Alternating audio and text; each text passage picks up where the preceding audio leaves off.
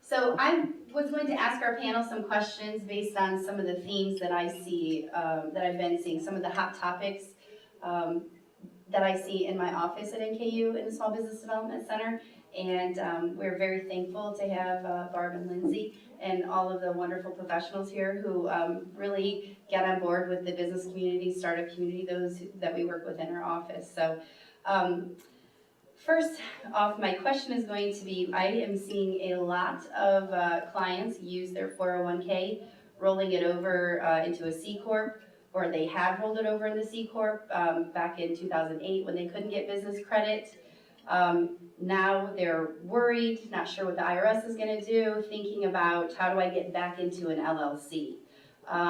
Any thoughts, opinions on starting a business that way, even with Roth IRAs, etc., and how do you fix it? Because I did hear you say you like to start things off well as opposed to going back and fixing. I haven't done that a lot. That is, I mean, I know it's come in vogue. I've heard a lot of financial planners. I think it's in the right situation. I think that could be a tool that you use. How they fix it, I think it's going to be a painful tax fix. Okay. And frankly, a lot of the advice that they're getting is, try not to do it if you don't have to. But a lot of people have been downsized, laid off, looking for, buying a job basically, or, have a long time dream that they're looking to fulfill. The next question is, a lot of my mature companies are talking about ESOPs, employee stock ownership plans. Specifically, they really like the idea that they could leverage it for capital. They've also read some research, which is of course sometimes supported by pro-ESOP organizations that state that companies are a little more productive with an ESOP. Any thoughts on that? I've dealt with a handful of ESOPs. I think it depends on the organization. Under the right circumstances, I think ESOPs can be valuable. The idea of, you're part of the business, I will buy that to a certain extent, and I do think in the right business environment there is a lot to that.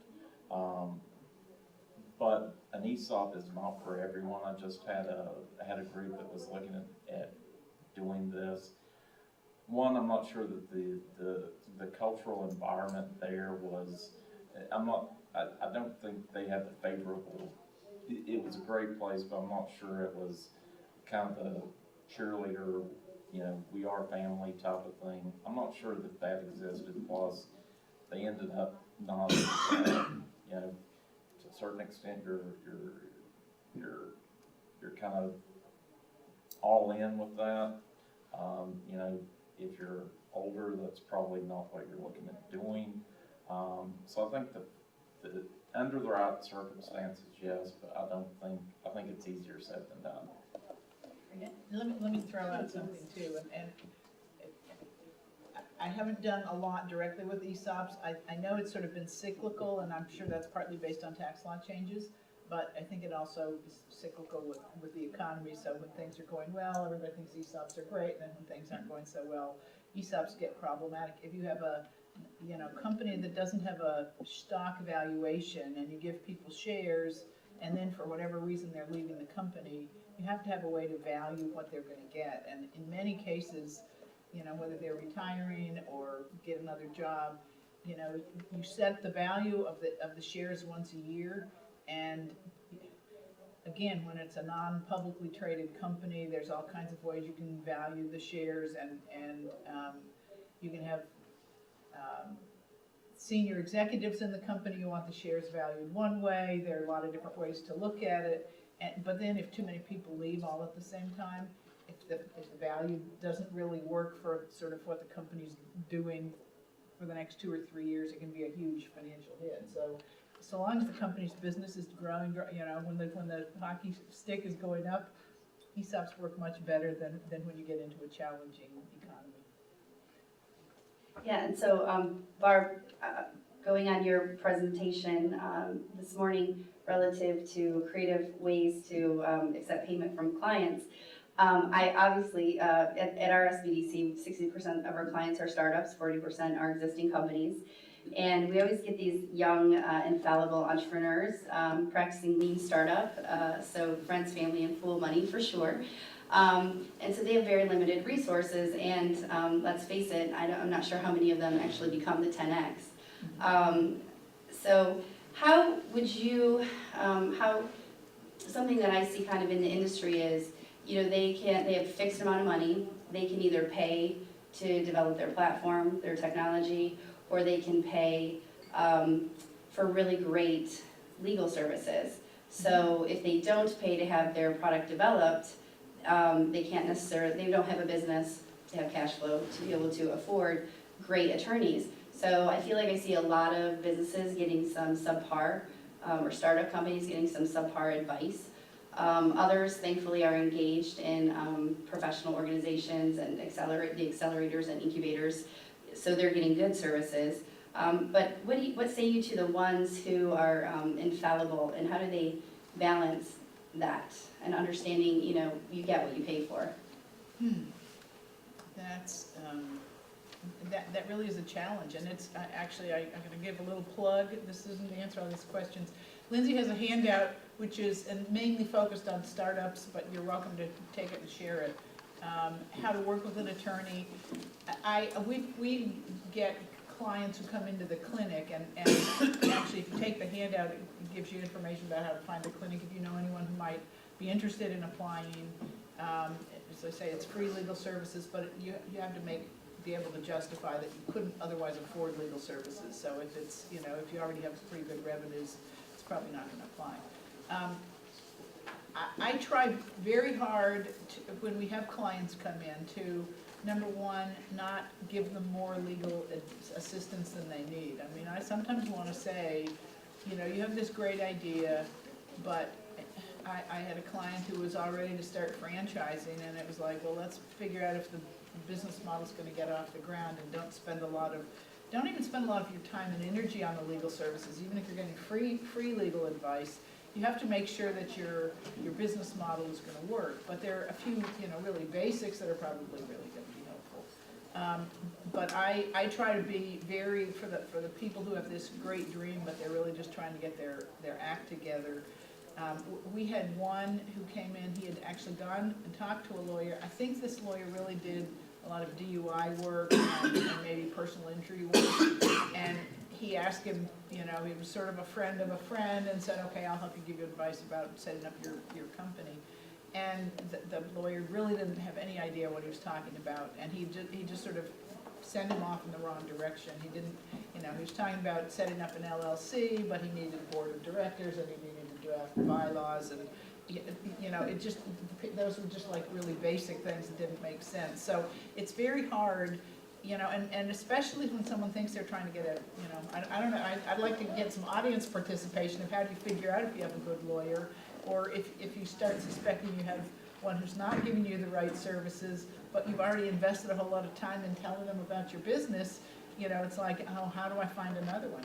It's very hard. I don't like to officially promote and sort of make recommendations of other lawyers that people can use, but you really do have to do some shopping a little bit and ask around for advice.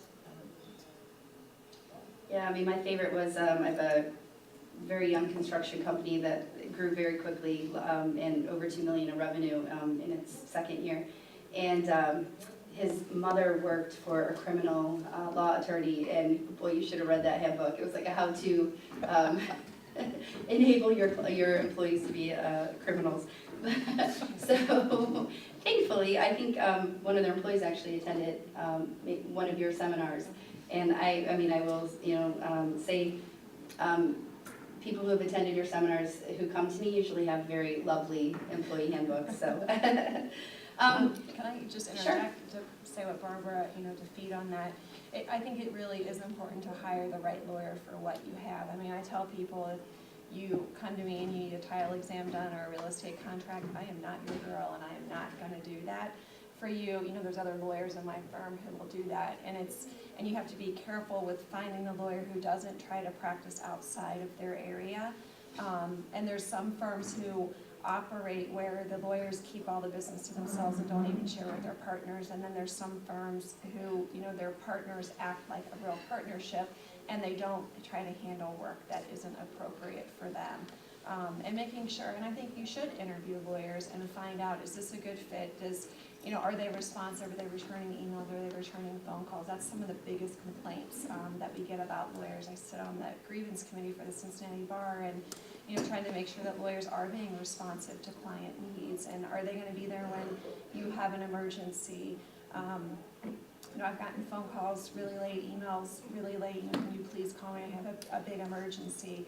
Am I willing to do that? And are you going to need a lawyer who's willing to do that for people? And and just like with lawyers, sometimes you have to divorce your clients. Sometimes it just doesn't work. When I have clients who want me to do things that I probably shouldn't do, I don't really want that client anymore, because there's plenty out there. There's plenty of clients, and I don't think it's any secret there's a lot of lawyers out there. So if you have one that isn't appropriate for your business, or you're just not getting along, and they're not giving you good advice, or they're not responsive, there's hundreds of lawyers in this area, and you can find one that's right for you. So I think it is really important to find them that works well for your business. And I do think it's really important to not only give legal advice, but to consider what their business is and what's right for them, and to make sure that your advice is for that. It's one of the biggest things I always tell new lawyers when they come into the firm, because they're used to writing for professors, that when you're writing for a business, totally different. They don't want the 10-page legal memorandum that your professor might think is great. They just want to know, what should I do? Boil this down for me and what makes sense from a business perspective. So sometimes trying to get new lawyers to think that way, and to think like a business. And I think it's helpful if the lawyer is involved in some businesses, has some business background, and they can think like you think. So just a little bit of personal advice. And Kelly, you may be able to take this one. How often do you need to look at your HR manual and refresh it? I would say every 3 years. The law moves pretty fast. My firm, and I try to, as things move, I try to issue blogs on my law firm website. I belong to an HR group in Northern Kentucky. We do a monthly newsletter.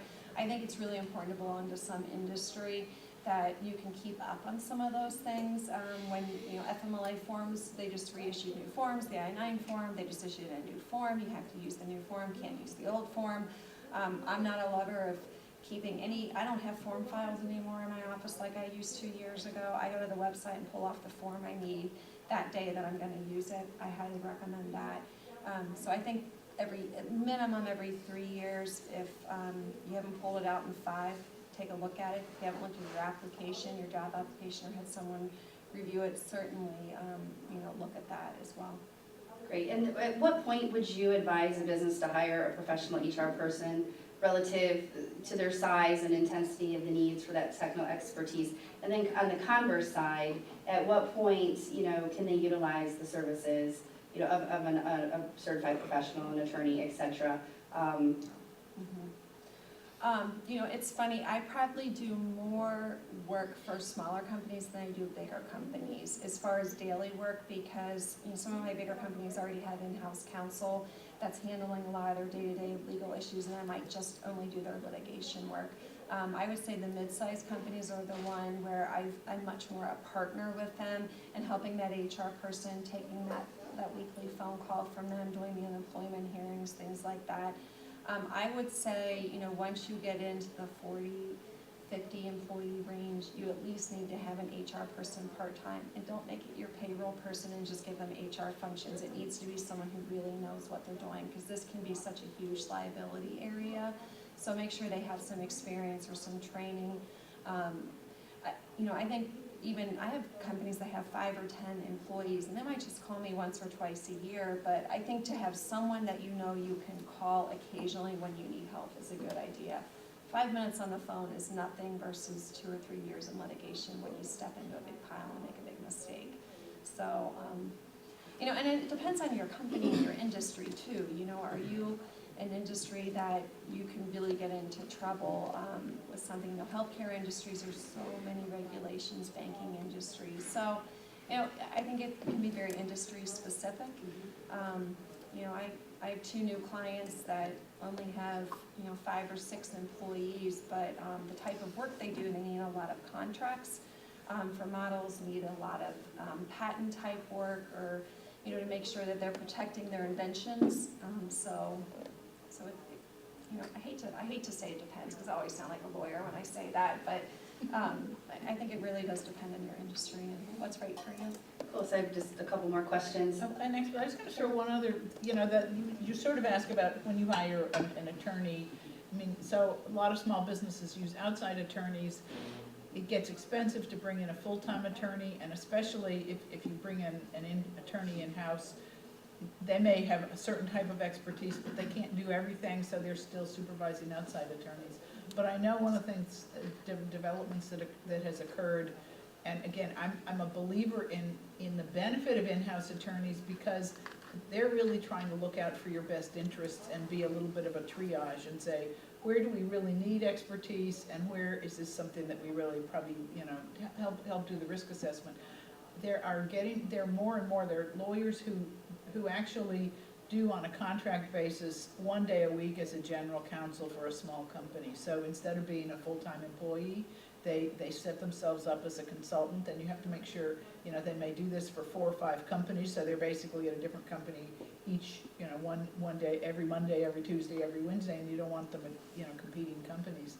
But that's something else to look at, because they can help you set up internal processes and procedures, help maybe supervise a full-time paralegal. I have a friend who's at a small company, and, you know, their first step was hiring an experienced paralegal. Then, you know, they may go to having, you know, an attorney 1 day a week who's literally paid by them to help oversee the legal costs and know what questions to ask the outside lawyers. A lot of outside lawyers are very professional, and they want to tell you, no, you really don't want to go down this route. I'll make a lot of money and it'll hurt you a lot. But there are other attorneys who are just sort of saying, oh, that's fine, I'll just do it and run up the billable hours. So sometimes having someone internally really helps you sort of focus on how you really control the costs. Great, and you had also mentioned social media. So I've had some clients come to our office who are frustrated because a lot of the comments on media are connected to their Facebook account. So if employees who are making what they perceive as radical comments affiliated with, you know, political views, et cetera, with the tagline "name works at," you know, how do you deal with that? Yeah, Facebook is so much fun. I mean, because, and also, you know, does the employee have the right to, you know, the free speech and et cetera, et cetera? Well, there is no right to free speech unless they're a public employee, so that doesn't really qualify or work if you're a private company. So you can throw out the First Amendment unless they work for the government or some type of quasi-public entity. The first thing is, you know, you can never require your employees to give you their password or to befriend you on Facebook. So that's a big no-no that some companies are doing. But if they've friended, you know, other coworkers, and a coworker says, listen, this employee did this and very unsolicited, you received this, it's going to depend on what they're saying, who's on their page, who's liking their comment, as to whether or not you can take action. And that's where the NLRB has been really, really active. Like I said, they've issued 2 very long reports. I think it was maybe it was the year before last, talking about when you can discipline and not discipline, and what can and cannot be in your policy. So it's a huge, huge area that you can really step into. It's very fact specific. I'm Rebecca. I'm also the Administrative Director for our Law and Informatics Institute. So we had a 2-day program on this exact topic in February of 13, and we have the whole webinar on our website, which I can make sure that Joy sends to everyone here, on the specific topic of social media and labor and employment law issues.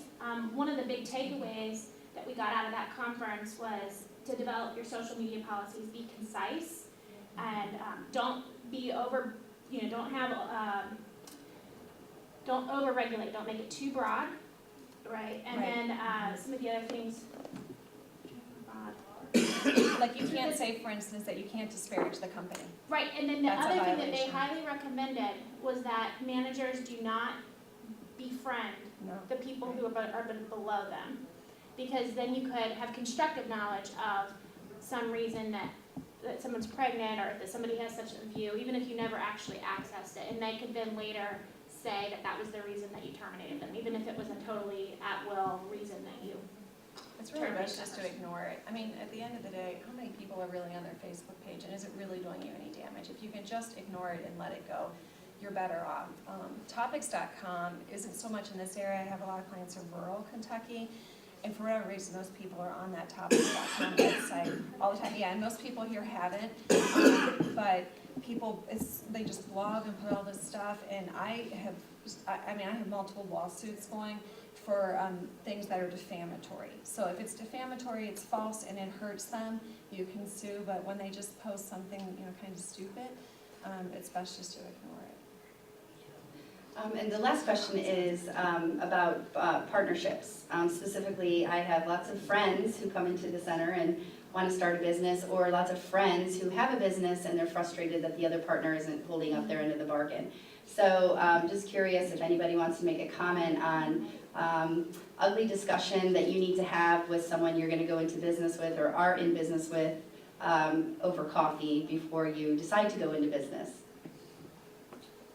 I think that just goes back to, it's, when you start out, it is not, I mean, everything is puppies and roses. I understand that. That is the point in time to sit down and, you are going to do this, I'm going to do this, to actually have a plan. Here is what is expected of each partner, and that will avert a lot of the problems. As I think keeping lines of communication open throughout the partnership, that's important. If you come across problems, don't let it fester. You gotta sometimes you gotta take the approach of don't sweat the small stuff, and part of it's going to depend on the personalities involved. If you've got somebody that's very AR versus somebody that's more kind of laissez-faire and let it go, that actually probably works pretty well. But when it comes to things that are affecting the partnership, or if it's something that just, hey, I'm in there working and you're doing nothing, you need to start from the get-go. Here's what's expected, but as the partnership progresses, you constantly need to reevaluate and don't let that go on and don't say anything. If I may not know there's a problem, talk to me, and I may not like the conversation, but that's a whole lot better than letting it go, and then the bomb drops. At what point do you think there needs to be kind of a third-party mediator, whether it's official, unofficial, formal, informal, and then who do you think that should be? Third party, I think you're changing the dynamics. A lot of it's going to depend on the people that are involved, but third party, that could be viewed as an act of aggression, even though it's not, I'm sure it's not. To me, third party ought to be kind of, maybe not last resort, but I think you've got to, y'all try to work it out amongst yourselves. If you've got to bring a third party in, there's not a problem with that, but I think you probably got bigger problems. Great. But it's probably like marriage counselor, right? So there are times the third party can help. There are times. And let's say you've reached the point that you just said, the business is fine, but we can't both stay in our current role and one person wants out. Sometimes just thinking through how are the ways, is one person going to buy out the other? How are you going to value that? And theoretically, you would have defined that all up front, but if not, maybe you go to a lawyer or an advisor to just help say, what are some of our, options? Actually, this is probably a good segue to your I do topic. think a third party, that beats a lawsuit. Lawsuit is your last resort. Perfect. Well, thank you all so much for answering my questions. And I will turn it over to you then. Is the presentation part ready?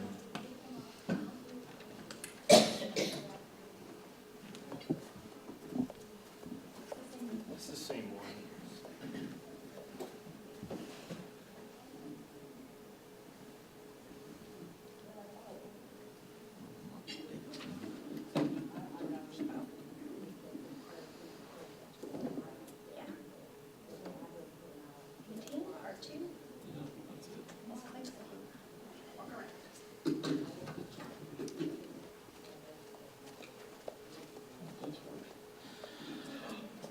My name's Ken Kinder. I'm a partner at Coors and Bassett. I'll kind of approach this from a little bit different perspective. I actually came to Coors and Bassett when Steve Cappers was there, and Steve gave me a very unique perspective at the time. I'm an attorney, but in my former lifetime I was a CPA, so you can just call me a glutton for punishment. That experience in the accounting world really gives me a unique perspective when I'm talking with business clients, because I've seen it from I've seen things from the accounting side. So when I'm dealing with clients, I'm dealing with their accountant, I think it adds value in the sense that I can kind of see both sides of the spectrum. I cannot stress this enough. What you're doing today, the planning, I've got a successful business. That's great. I laud you for that. But I'm ready to retire. What do I do now? That is not the time to be asking that question. I cannot tell you the number of times I've had people walk into my office and, they do have a great business. Probably got some great employees. Problem is the business is so valuable, they haven't thought about how do I get out of this business? How do I sell it? Oh, and by the way, I'm organized as a C corporation. Well, Nate alluded to this, and I'm not going to bore you with a lot of unnecessary tax talk. But when you pay tax at the corporate level, you're down to this number. Then to pay tax again to get that number to the individual, you're paying a lot of tax. I can tell you at that point in time, that is not I wish I'd made an S corporation election, or I wish I'd been organized as an LLC. The time for that is, it doesn't have to be your initial go around, but you need to have a plan. I want to retire in 10 years. Okay, let's move forward. How is it? We need to look at the tax side of things. How is this going to impact you? So the failure to plan for the transition of either the business owner or key employees, you're just looking for, that's just a recipe for disaster. Another thing that I cannot stress enough too is, we've talked a lot about advisors. I guess I've got a different perspective maybe from Barb, who comes from in-house position. One, the work I do it's difficult, it's stressful, just like we all have our stresses and difficulties in life. I get bombarded with emails. We live in the digital age, so at least years ago when you had to send everything via regular mail, you got a little relief. Well now, I get phone calls, I get emails constantly. Well, for me to do my job, I want to work with people that I like. So I don't like every client I've got, but I do enjoy that camaraderie. I enjoy being viewed as part of the team. And when you are looking at transitioning or just running your business, I think you really need to have kind of a team of individuals. CPA is probably one of the most important parts of your team, because I can tell you that CPAs know where all the dead skeletons are, and they know where, here's where we can save money. Here's, they're thinking in terms of financially. Financially is very important, because you can be the greatest at what you do, but if your finances are a mess, business probably isn't going to survive. You need to have banking relationships. Getting a loan now is probably you're well aware of it. I think you've got to promise your first and second born, and then maybe take a blood oath. But fostering those relationships so that down the road, when you're ready to retire and maybe somebody needs to borrow money, well, if you've got these relationships intact, then that's a whole lot easier than if, I've dealt with this person and that person, I haven't talked to the bank in 20 years. So I do think it's important to have those key people that, when I'm working with the accountant, I know that, hey, I want to do this. Are there any tax issues that I'm not aware of because you're in the field doing the tax returns every year? I think your advisors can feed off of each other and actually add value. There's a synergy there that just can't be described. So I think that's important while we're operating, and also it becomes important when we're looking at this phase of the business. Planning ahead. Why do you want to do this? I've already kind of touched on this. I always think in terms of taxes. If you don't plan ahead and you just say, hey, I'm going to sell the business and that's it, I can tell you that's probably not the most tax efficient manner to organize the transition of your business. The risk. We deal with a ton of closely held businesses, family-owned businesses that maybe, grandpa started and, it's down to the grandkids now. You would be amazed at the effect that one person can have on the business. In the process right now of, it is the third generation, and we're working on transitioning this from father to daughter and son-in-law. The son-in-law has been involved with the business for probably 10 or 15 years. He's developed relationships, but Dad can't really just pull up stakes right now. So they have a plan for the next 5 years. They're starting to, son-in-law's kind of traveling with Dad now to the different regions. They're kind of Midwest, Ohio, Kentucky, Indiana, Tennessee, and a couple of other spots. But making that transition with the son-in-law becoming more and more involved, building those relationships with these clients so that their clients become familiar and are comfortable, and that way, oh, Dad's in Florida playing golf. It's not a big deal. I'm used to dealing with you. But if Dad just picked up and left, that business is worth nothing. And you've worked so hard over your entire career to build this value. Why do you want to leave it to chance that, it took you 30 years to build it? It can crumble in a heartbeat. So that's, those are two of the big reasons that I think you really want to plan ahead. It gives you the control to place the owners to kind of, okay, I want to retire over this period of time, and here, and you may have owners of, you may have somebody that's 60, somebody that's 50, somebody that's 40. Make that transition easier, and it also gives the people that are going to remain some control over who they're going to be stuck with. The value, that truly is a real concern.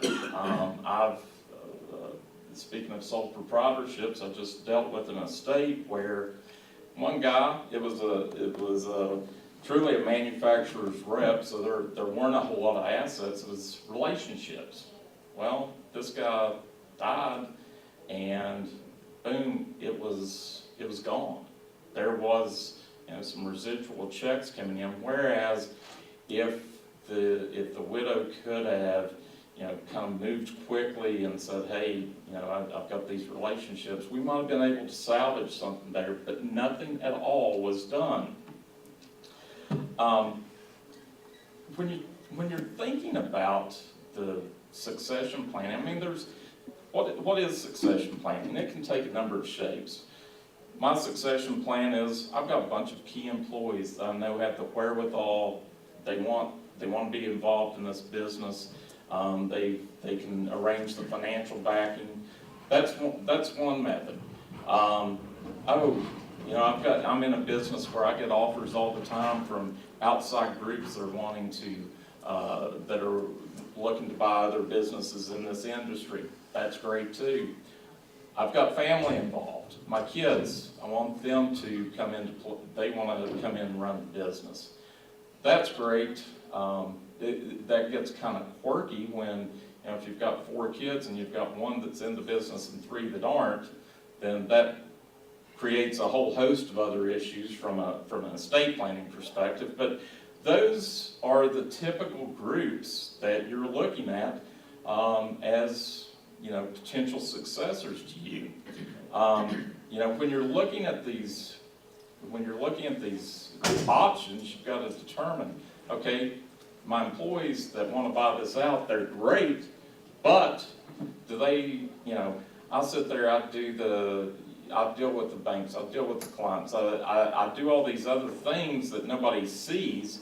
You know, they're great at their jobs, but can they come in and take on the additional management responsibility? Or are they good at their job, but from being a business owner, are they going to be a complete disaster? Well, no.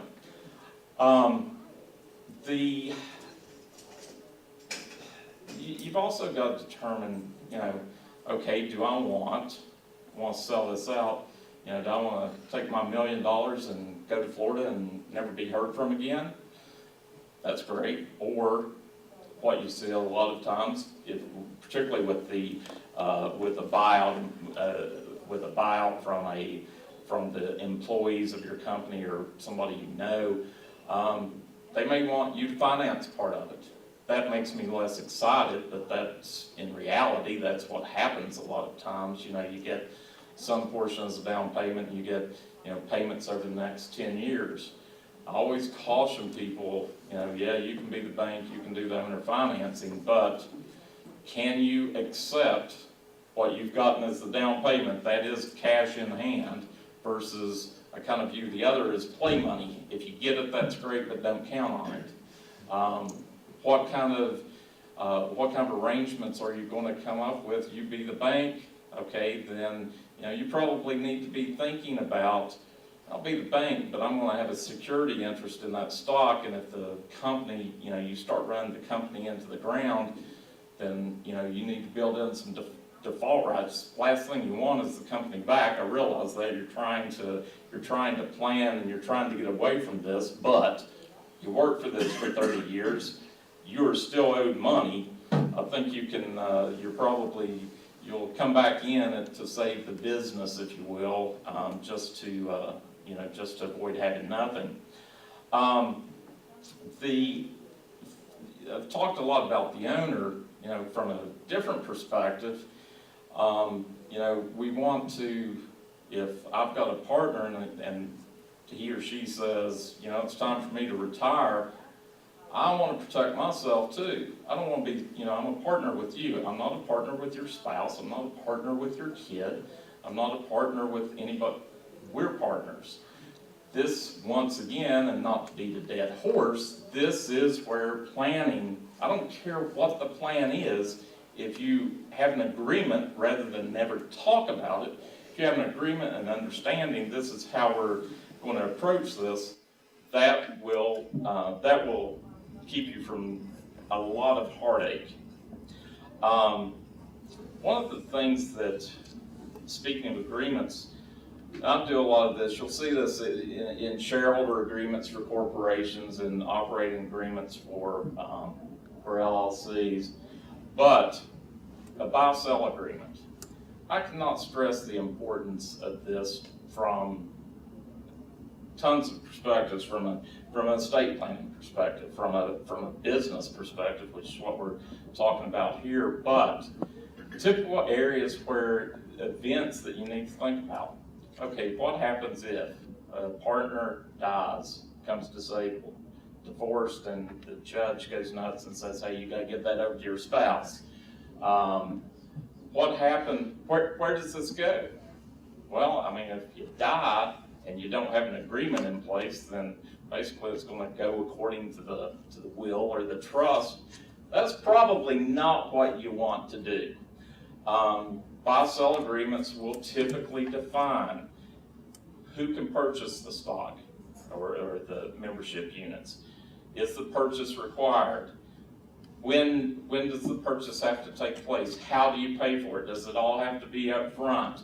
Or can it be paid over time? Are there permitted transfers? Can I transfer it to my kid? Yes, but can't transfer it to my brother-in-law. You know, there's no right or wrong to that. There's no right or wrong to that, but it's an agreement. And if you don't have these things in place,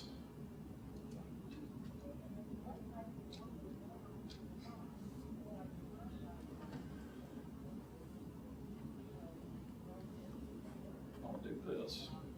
I think our battery's dead in this. If you don't have these things in place and you never think about it, it's a problem. And in the agreement you can define, well, if you die, the company has to buy it back. That's fine. Or if you die, the company can buy it back at its option, or it doesn't have to. You have to define that. Are you going to? Is it a mandatory buyback or not? Maybe it's a mandatory buyback for death, but an optional buyback for other events. Maybe instead of having the company buy things back, there can be tax reasons for the remaining members or the remaining shareholders to actually buy the stock. How are you going to fund it? This is one of the biggest problems, and this cuts both ways. You know, if you're the remaining shareholder, then you're worrying about paying for this. But on the other hand, if you're the deceased shareholder, then you're probably worried about taking care of your family, and you want to make sure that, hey, I don't want them waiting 10 years for the money to come into play. What you will see lots of times, you'll see life insurance, term insurance. I mean, I'm not a huge advocate of insurance, but insurance in the correct setting can be a godsend. Maybe you get term insurance to fund each member's buyout, or in the event of disability, you can have disability insurance. Disability insurance tends to be kind of expensive. Term insurance tends to be cheaper. Maybe you contribute money to a sinking fund. Maybe you build up the war chest. In reality, that's not what normally happens, but it's a great thought. Maybe you take a bank loan out. Those are all possibilities. Going back to maybe if you're transferring to your family, you can do some gifting techniques. You can start giving it away. You have to determine not only will this work with my other partners, is that okay? Will it work in my own individual estate plan? Will it change? Can I make this work really from a business dynamic and also from a family dynamic? The estate tax laws right now are very favorable, but there are whether you're selling, whether you're gifting, whether you're any way that you're transferring a business, you have to look at the consequences. Are there estate tax consequences? Are there income tax consequences? Generally, what's good for a seller is bad for a buyer. How do we negotiate around that?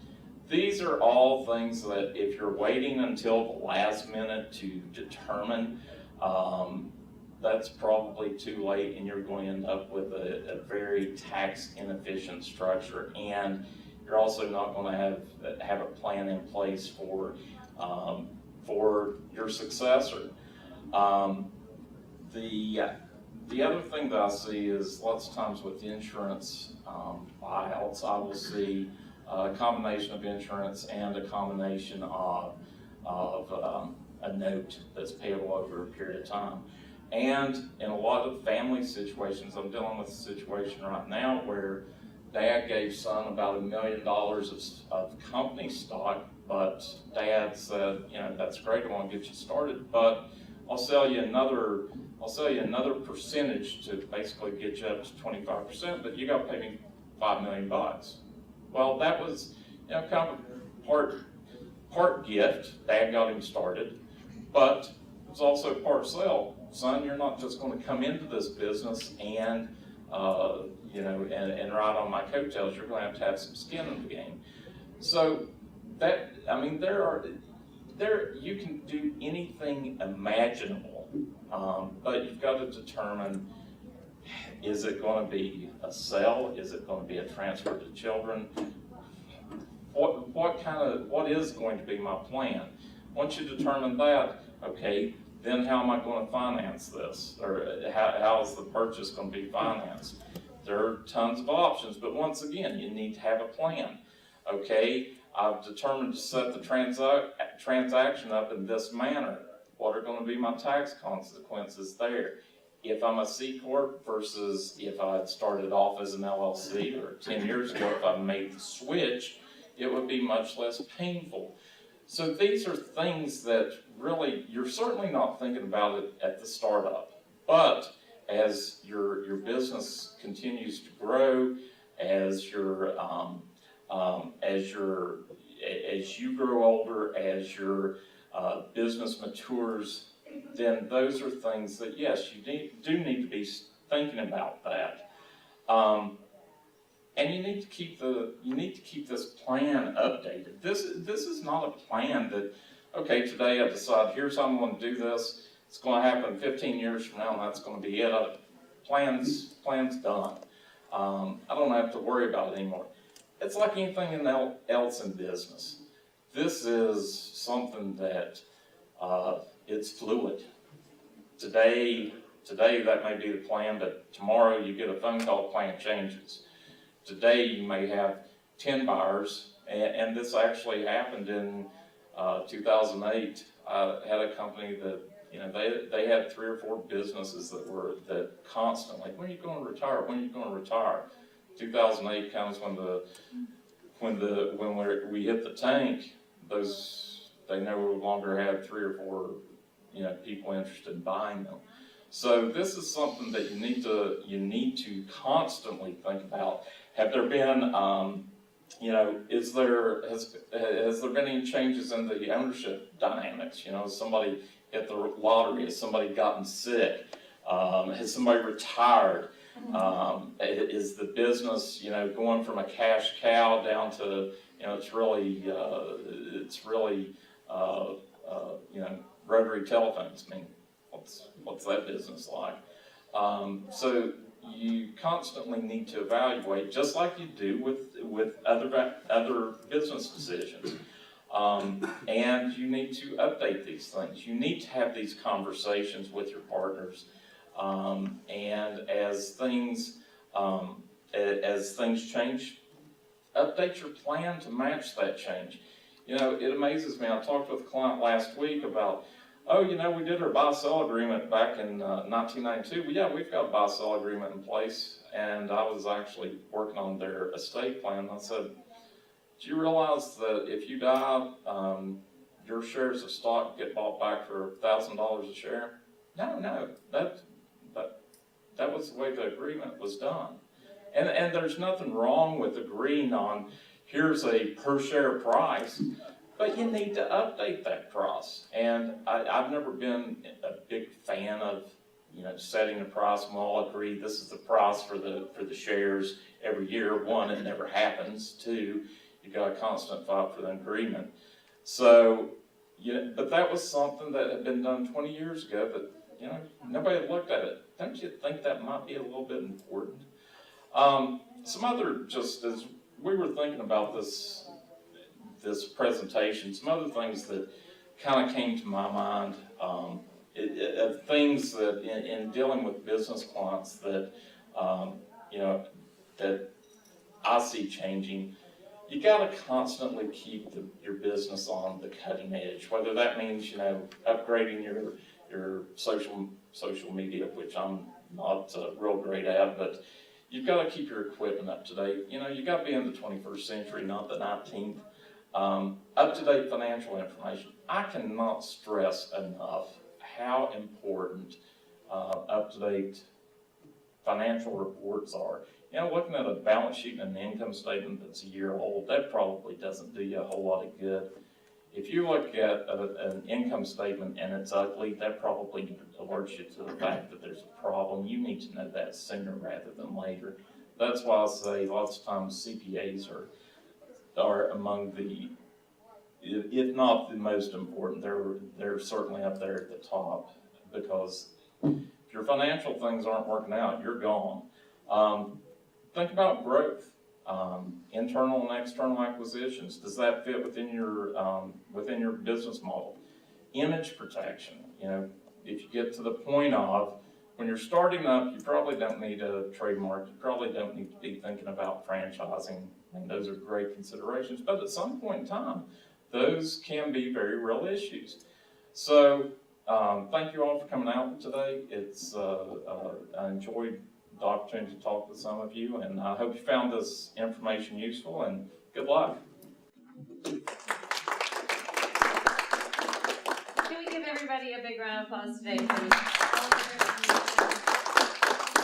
Thank you so much for coming. I know business law is riveting, isn't it? Oh my gosh. But it's stuff you have to know, and there's all kinds of details that perhaps hopefully you've picked up something that you'll be able to take along the way today, as with all the rest of the classes for this series with HR, human resources, social media, marketing, branding, persuasive speaking. There's so many good topics that we have planned for you all. So again, we're so glad you came today. I'm going to follow up with an email to you all with a link to all the slides and the presenter information if you want to reach out directly to any of them with questions or anything you may have, by all means. So Lindsay, thank you so much for everything, and enjoy the rest of your day. Thanks.